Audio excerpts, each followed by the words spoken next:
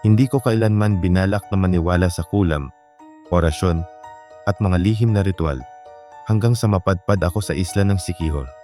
Para sa iba, isa lamang itong tahimik na isla na may malinaw na dagat at mababait na tao. Ngunit sa likod ng mga ngiti at katahimikan nito, may bumabalot na pakiramdam na parang may nakamasid. Parang may alam ang lupa, ang hangin, at ang gabi, mga lihim na hindi dapat ungkatin ng mga dayuhan. Dumating ako roon bilang manunulat, naghahanap ng inspirasyon. Gabi na nang tumawid ako sakay ng lumang bangka, at habang papalapit ang isla, napansin kong kakaiba ang dilim. Hindi ito yung karaniwang kawalan ng ilaw, ito'y parang buhay. Parang sinasadyang lunukin ang liwanag ng buwan. May isang matandang babae sa pantalan ang tumitig sa akin ng matagal. Saka bumulong. Hindi lahat ng hinahanap dapat makita. Akala ko'y babala lamang iyon ng isang lokal na mahilig mang-asar. Sana pala'y pinakinggan ko siya. Sa unang gabi ko pa lang, napansin ko na ang kakaibang katahimikan. Walang kuliglig, walang aso. Tanging ang tunog ng hangin na dumadaan sa mga puno ng niyog. Sa inuupahan kong kubo, may amoy ng usok at tuyong dahon.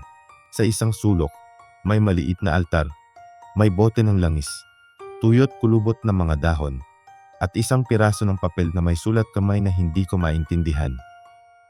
Nang tanungin ko ang may-ari kinabukasan, ngumiti lamang siya at sinabing, "Proteksyon lang yan, huwag mong gagalawin." Habang tumatagal ang pananatili ko, mas lalo kong nararamdaman na parang may mali. Tuwing 2:00 ng madaling araw, nagigising ako, laging sabay sa isang mahinang tunog, parang may binubulong sa labas. Hindi ko maintindihan ang salita, ngunit ramdam ko ang bigat nito, parang may dinadala sa hangin. Isang gabi, sinubukan kong sumilip. Sa ilalim ng puno ng balete, malapit sa kubo, may nakita akong 3 anino. Hindi sila gumagalaw, ngunit parang may ginagawa, parang may inaalayan ang lupa. Kinabukasan, may nakilala akong matandang lalaki sa bayan. Sabi ng mga tao, isa raw siyang mananambal, isang albularyo na bihasa sa mga orasyon at halamang gamot. Nang sabihin kong interesado akong malaman ang mga sinaunang paniniwala ng isla, biglang nagbago ang kanyang mukha. Hindi siya nagalit, ngunit natakot. Ang kaalaman, sabi niya, may kapalit, lalo na sa lupaing ito. Sinabi niyang ang Sikihor ay hindi lamang tirahan ng tao. Isa raw itong lugar ng kasunduan, sa pagitan ng mundo ng buhay at ng mga nilalang na mas matanda pa sa alaala.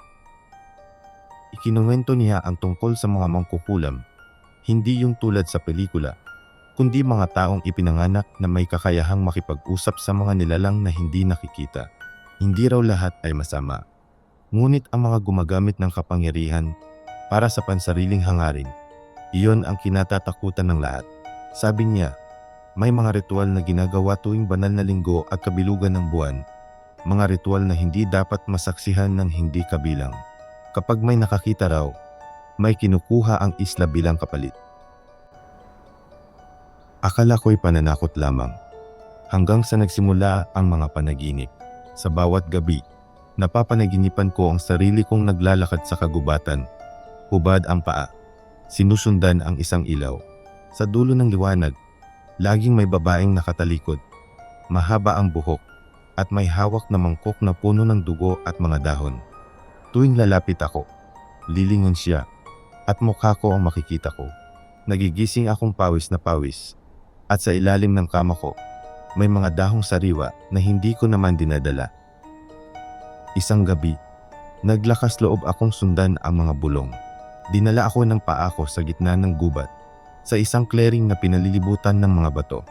May bilog na guhit sa lupa, at sa gitna nito, may apoy na kulay bughaw. Nandoon ang mga anino, ngayon ay malinaw na mga tao. Ngunit ang mga mata nila'y hindi normal. Parang walang puti. Puro dilim. May binibigkas silang sabay-sabay. Isang wikang hindi ko alam.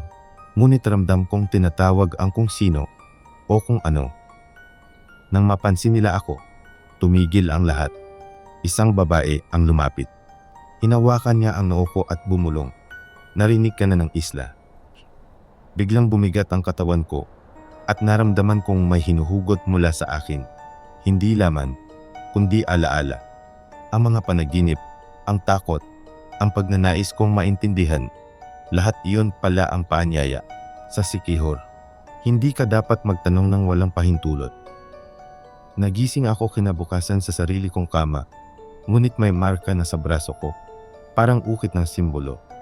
Nang ipakita ko iyon sa mananambal, yumuko siya. Hindi ka na bisita, sabi niya. Tinatakan ka na. Ipinaliwanag niyang may mga taong pinipili ng isla, mga tagapagdala ng kwento, mga saksi na hindi pwedeng magsalita ng buo. Kapag sinubukan kong ilahad ang lahat, babalik daw sila para kunin ang natira sa akin. Umalis ako ng Sikihor kinabukasan, ngunit hindi ko kailanman iniwang buo ang sarili ko roon. Hanggang ngayon, tuwing 2:00 ng madaling araw, naririnig ko ang mga bulong, kahit nasa syudad na ako. At sa salamin, kung minsan, may aninong nakatayo sa likod ko, may hawak na mangkok ng dugo at dahon, nakangiti. Hindi lahat ng isla ay gustong makilala, at hindi lahat ng misteryo ay dapat binubuksan. Dahil kapag ginawa mo, maaaring ikaw ang buksan nila kapalit.